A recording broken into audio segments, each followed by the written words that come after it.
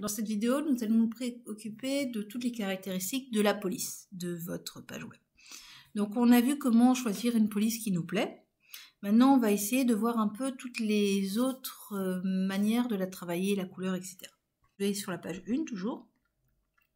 Donc j'ai choisi une police un peu art déco. Je vais aller dans le HTML. Donc je vais l'ouvrir avec Notepad. Donc ma page 1, je vois qu'elle fait référence au style 1. Donc tout ce qui va être mis en page, donc modification de ma police, il va falloir que j'aille le travailler dans le style 1. Là je rappelle qu'il y a les lignes que j'ai récupérées dans Google Fonts pour avoir la police qui ait des caractéristiques un peu différentes de ce qu'on a d'habitude. Donc là je vais ouvrir donc le fichier CSS en rapport avec la page 1 dans Notepad pour modifier. Donc par exemple, il y a plein, donc je rappelle que tout ce qui va être en rapport avec la police, c'est Font. Donc il y a d'autres choses qui existent pour Font. Font Family, c'est la famille de police, mais on a d'autres systèmes qui existent. Donc vous avez des sites internet qui vous aident un peu. Donc dans les autres types de fonds, vous avez Font Style, Font White, Font Stretch, Font Size, Line 8 et Font Family. Font Family, on l'a vu, c'est le type de police. Ce qu'on n'a pas vu, par exemple, c'est Font Style.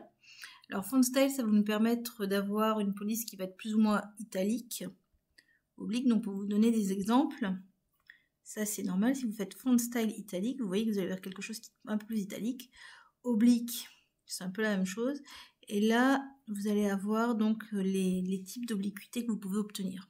Donc Font Style, ce sera pour avoir une écriture plus ou moins italique. Le Font Weight, ça va être, on va dire, l'épaisseur c'est en fait, c'est le système de gras. Donc quand on tape Font Weight Bold, vous allez avoir quelque chose de plus gras. On peut aussi avoir l'épaisseur des lettres, 900, on va avoir vraiment des lettres très très très grasses. Lighter, ça veut dire que ça va être plus fin que ce qu'on a. D'accord ? Donc le font weight, ça va nous permettre d'avoir une police plus ou moins gras, écrit plus ou moins gras. Le font stretch, alors c'est pour l'écart entre les lettres. Donc par exemple, un normal, ici vous avez normal, ça c'est condensé, pardon, c'est assez proche. Mais extended, ça veut dire qu'on a beaucoup plus d'espace entre les lettres. Là c'est normal, là c'est resserré et là c'est écarté. Donc vous voyez, vous avez pour font stretch, donc ça va être plus ou moins important. Donc par exemple, vous voulez vraiment qu'il y ait beaucoup d'écart, vous recopiez cette ligne, font stretch de point dans le CSS, et vous aurez une police qui sera beaucoup plus écartée.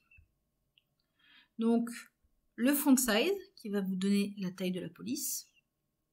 Vous voyez, donc plus ou moins grande. Alors moi par exemple, je trouve que ma police est un peu trop petite. Donc si je regarde sur ma page web, je trouve que ma police, par exemple, dans le nav est un peu petite. Donc je vais dans la zone nav, ici, ça c'est la zone nav, je regarde bien. Mon page 2, c'est bien dans le nav. Ça c'est la zone de nav. Je trouve que ma zone de nav est un peu petite. Donc je vais marquer par exemple font size. De point 150%, point virgule. J'enregistre. Comme ça, je vais avoir quelque chose d'un peu plus grand. Voilà. Alors, line height, c'est l'écartement entre les lignes.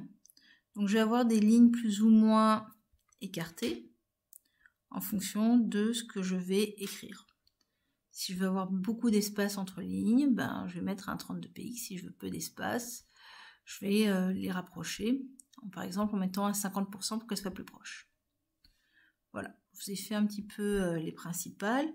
Le font de variante, vous n'allez pas l'utiliser. Donc le stretch, l'écart entre les lettres. Font line height, c'est les écarts entre les lignes. Size, ça va être la taille. L'épaisseur, enfin des lettres, ça va être italique ou pas. Et font family, qui va être la famille la police. Bon, alors pour les couleurs, etc. Donc tout ce qui va être couleur, pour la couleur de la police, en fait, ça va être une ligne de code qui va être très très simple. Je vais faire un peu tout. Là, en fait, ça va juste être la ligne color. Par exemple, si je veux que dans la zone d'en-tête, mon titre qui est page 1, donc page 1, il se trouve, ça c'est le titre, citation, ça se trouve vraiment dans la zone d'en-tête. Je veux que dans la zone d'en-tête, ben, mon titre soit blanc. Donc je vais mettre color, white. Je vais enregistrer. Et mon titre sera blanc. Si je veux que mon titre soit centré, ce sera un texte aligne de point center, point virgule. J'enregistre. Et je vais centrer. Donc on a vu quelques-unes des caractéristiques principales pour la mise en forme d'un texte. Il en existe quelques autres. Donc par exemple, si vous voulez souligner, ça je ne vous l'ai pas dit, donc ça va être la fonction ici texte décoration. Et donc en fait, ce qui va se passer, c'est que ça vous permet de souligner le texte. Si vous mettez texte décoration underline, vous allez souligner texte. Overline, ça veut dire que la ligne va être au-dessus, et line through, ça veut dire que vous allez barrer le texte. Donc par exemple, si pour vous donner un petit exemple, si je fais un texte décoration, voilà, deux points, avec un line through, point virgule, j'enregistre. Donc là, mon page 1 va être barré, ainsi que la citation. Ensuite, par exemple, si je veux mettre une zone ombrée autour de mon texte, alors pour la zone ombrée, ça va être le texte shadow. Donc le texte shadow, en fait, va permettre de créer un halo autour du texte. Donc ici, vous allez avoir différentes valeurs, plus la couleur qu'on va lui donner à cette ombre, pour pouvoir créer une sorte de halo autour du texte. Donc pour vous donner un exemple, voilà, je reprends le truc, je le mets ici, puis on va le mettre en yellow, ce sera plus mignon et plus visible sur un fond vert. J'enregistre. Voilà, vous voyez, je vais avoir un halo jaune autour.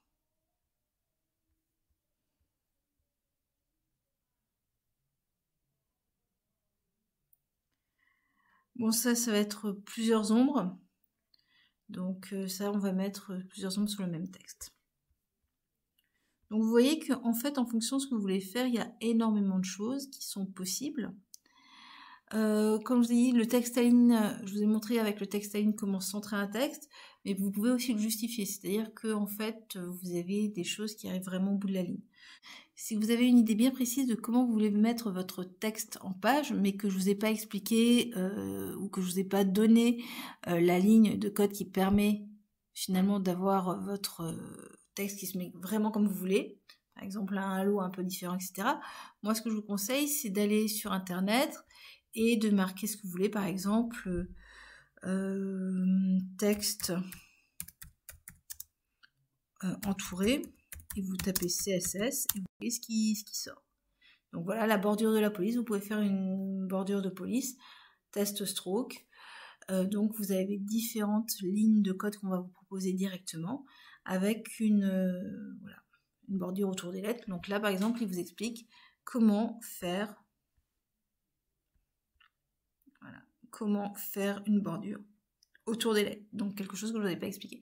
Donc finalement, si vous avez une idée en tête bien précise, mais que je ne vous ai pas expliqué quelle est la ligne de code qui permet d'obtenir cette idée bien précise, vous tapez dans votre navigateur votre recherche, et vous voyez ce qui va sortir en CSS, et puis vous tentez, vous voyez, vous modifiez, vous bidouillez.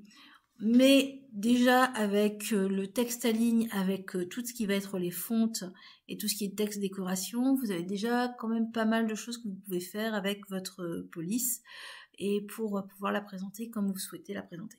Voilà, j'espère que j'ai été claire et je vous souhaite une très bonne journée. Au revoir.